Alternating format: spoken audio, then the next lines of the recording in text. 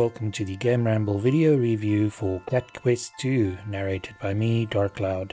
As always, the full text version of this review can be found on the GameRamble website linked below. The TLDR is that Cat Quest 2 takes all the elements that made the original game such a hit and polishes everything to a fine sheen. It's not the most challenging 2D action RPG on the market, but it has lots of charm and is still incredibly addictive. The main story is brief, but there are many side quests and optional dungeons that can keep players busy for ages. Although Cat Quest 2 is not perfect, it's a lot of fun and will appeal to fans of the first game, as well as newcomers looking for an accessible title. Gameplay receives a 9 out of 10. It's not very challenging, but it's a lot of fun. Graphics receives a 9 out of 10. The 2D visuals are beautiful and stylish. Sound receives an 8 out of 10. The game features a decent soundtrack and sound effects. The overall score for Cat Quest 2 is 8.7 out of 10. And now for the full review. Players first got to experience the captivating country of Falangard a few years back when Cat Quest was released. It was a charming action RPG that streamlined all the genre elements into one addictive package and then wrapped the whole thing in cat puns. Due to the success of Cat Quest, it's no surprise that the developers have been hard at work on a sequel, which is bigger and better in every way. Players are returned to Falangard again, but things have changed a bit this time. Cat Quest 2 opens with a feline and canine protagonists being summoned and told they were the former rulers of the cat and dog kingdoms. Not only have their kingdoms been usurped, but now the cats of Falangards and the dogs of the Lupus Empire are also at war with each other. It's up to the two rightful rulers to travel through both kingdoms and attempt to broker peace once again. It's not much of a storyline, but it does provide a good excuse for the first new addition to the game, the co-op mode.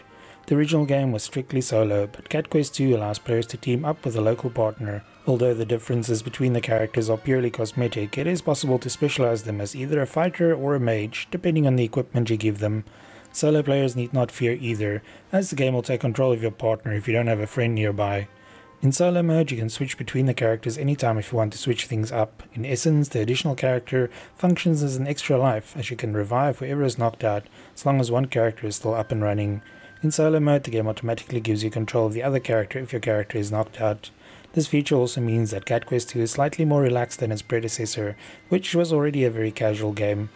Apart from the additional character, it doesn't look like much has changed for the sequel until one examines it a bit closer. The 2D visuals are very similar to the first game, but a comparison shows that everything looks even more polished and detailed this time. Along with the familiar country of Falangard, players now also get to explore the Lupus Empire. Compared to the lush green fields of Falangard, the Canaan country is a lot more arid. The game still features an open world without loading times, which makes the exploration as much fun as it was in Cat Quest. Veterans of the first game will notice a couple of familiar characters and enemies, but there are also plenty of new additions. The story is not a continuation of the first game though, so the sequel can be played without prior knowledge. The gameplay once again consists of completing a series of story-related missions while doing side quests for extra experience and rewards. The game features a total of 67 side quests, and while the majority of them involve fetching or killing something, there are some unique ones in between as well. Pursuing these side quests and wandering off the beaten path also allows players to uncover some of the goofier elements of the game, such as encountering the developers in their feline forms. Cat Quest 2 also has more than 70 dungeons to explore, and while you don't have to complete all of them, it is worth doing so to get your hands on more than 100 pieces of equipment. Speaking of equipment, the game now features melee weapons, staves, helms and armor to customize your character, and most of them have bonuses they also bestow. This makes a nice change from only being able to use swords in the original game. Equipping a staff instead of a melee weapon automatically halves your health, but does provide you with ranged attacks, which is very useful. Your character doesn't have to have a staff to wield magic though, as there are 12 spells to find and equip in the game. Some of them make a return from the first game, but there are also a couple of devastating new ones to try out. A melee-oriented character will still be able to use spells, but will not have as much mana as a magic-focused character. This means that it's best to have a party with one dedicated mage and one fighter to complement each other's skills. Of course, nothing is preventing you from playing with 2 mages or 2 warriors if you want a challenge. Just keep in mind that you only have access to 4 spells per character at a time. As you progress through the game, you will also unlock new skills, such as water walking or doing damage to enemies when you perform a dodge roll. Although Cat Quest 2 has a few minor puzzles, most of your time in the game will be spent exploring and fighting. Thankfully, the combat is still as much fun as it was in the first game. Combat is real-time and is initiated as soon as you come close enough to enemies on the overworld map or inside dungeons. During battles, you can attack, dodge and cast spells, but you might also have to watch out for traps depending on where you're fighting. Enemies still telegraph their attacks with red markers, so it's easy to know when to attack and when to get out of the way.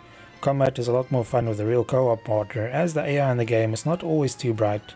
Space to take control of the fragile magic user, while the AI handles the slightly hardier fighter. As entertaining as the combat is, it can become a little repetitive, especially when you clear out all the dungeons in the game. Clearing a dungeon requires you to kill every enemy inhabiting it and opening all the chests, some of which are tucked away in secret corners. However, most dungeons can be cleared in a matter of minutes. One new addition to the game that we loved is that you can now see whether you've been inside a dungeon. The game also indicates whether a dungeon you visited has been cleared or not. This is something that made clearing out all the dungeons in the original a real chore if you didn't manually keep track of it.